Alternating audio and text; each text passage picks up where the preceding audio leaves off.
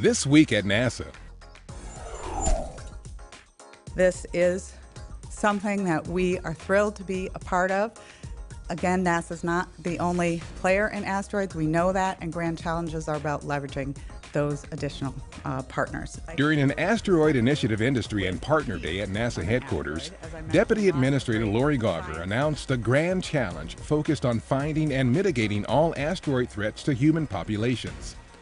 Grand challenges, an important element of the President's strategy for American innovation, are ambitious goals on a national or global scale that capture the imagination and demand advances in innovation, science, and technology.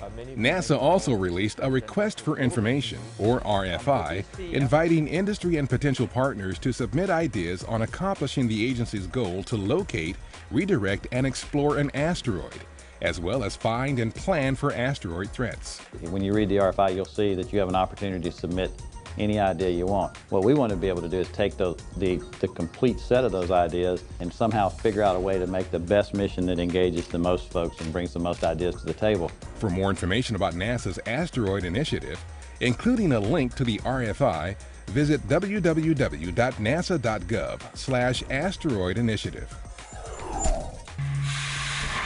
The latest test of the J2X engine at NASA's Stennis Space Center included the first gimbal test conducted on the A1 test stand since the Space Shuttle main engines. Gimbal tests, during which the engine's nozzle is pivoted back and forth, are critical to the design process because the engines must move freely to steer rockets like the Space Launch System, NASA's new heavy-lift launch vehicle. This also was the first time in almost a decade that a full engine was installed and tested in the A1 test stand. NASA's Interface Region Imaging Spectrograph, or IRIS mission, is scheduled to start June 26th from Vandenberg Air Force Base in California.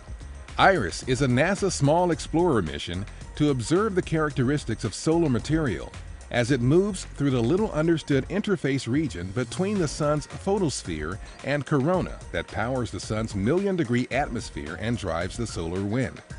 IRIS will be air-launched on an Orbital Sciences Corporation Pegasus rocket. Live NASA television coverage begins at 9 p.m. Eastern Time. The Johnson Space Center held a memorial service to honor the life and historic achievements of astronaut Neil Armstrong. Armstrong made history on July 20, 1969, when he became the first person to walk on the moon as commander of Apollo 11. Among those in attendance were JSC Director Ellen Ochoa and Armstrong's Apollo 11 crewmates Buzz Aldrin and Michael Collins. He took all accolades in his stride and never showed a touch of arrogance, although I think he had plenty of things to be arrogant about. I like to remember him that way. He deserved all the good things that came his way. A tree dedication was also held for Armstrong at the JSC Memorial Tree Grove. Armstrong was 82 when he died on August 25, 2012.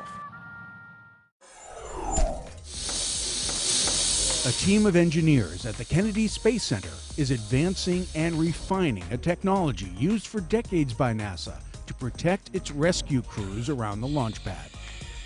The Cryogenic Refuge Alternative Supply System, or CryoRAS, and a smaller liquid air-filled backpack will store more than twice the amount of breathable air and at cooler temperatures than traditional compressed systems used in hazardous or emergency situations.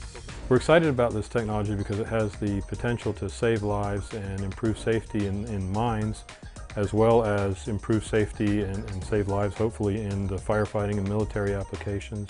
And it also, as we move forward into the next generation of manned spaceflight, we hope to be able to use this technology to do our crew rescue as well. The core satellite of the Global Precipitation Measurement Mission is a step closer to completion after a successful test of its solar array wings at Goddard Space Flight Center. Engineers watched as the 18-foot long by 9-foot wide solar arrays were successfully released and locked into place during the test. The arrays will help power the satellite's electronics and instruments, providing a total of 2,000 watts of energy. Scheduled to launch next year, GPM is an international network of satellites designed to measure rain and snowfall around the world every 3 hours. Ames Research Center hosted a gathering of well-known climate scientists and legislators for the 2013 Water, Energy, Smart Technology, or WEST Summit. Sponsored by Sustainable Silicon Valley, the event featured former NASA Chief Scientist Waleed Abdelhadi, former NASA climate scientist James Hansen, as well as several other world-renowned experts. Ames Center Director Pete Worden welcomed California Governor Jerry Brown, who shared his own perspective on the topics discussed at the summit. The organization presented Governor Brown with a document signed by hundreds of scientists around the world, declaring a consensus agreement that the planet is now at a tipping point and that proactive measures are needed now to mitigate the damage done by global warming. 2, 1, and liftoff of the Space Shuttle Atlantis on a mission that will herald a new day of international cooperation in space. On June 27, 1995, Space Shuttle Atlantis became the 100th U.S. human spaceflight launched from Cape Canaveral on STS-71, the first space shuttle docking with the Russian space station Mir. Over a 5-day period, the combined American and Russian crews conducted biomedical and scientific investigations. Atlantis, the last of NASA's space shuttles to be retired, will officially go on display June 29th when the Kennedy Space Center Visitor Complex opens the doors of its new Space Shuttle Atlantis exhibit to the public. And that's This Week at NASA. For more on these and other stories, or to follow us on Foursquare, Twitter, and other social media, log on to www.nasa.gov.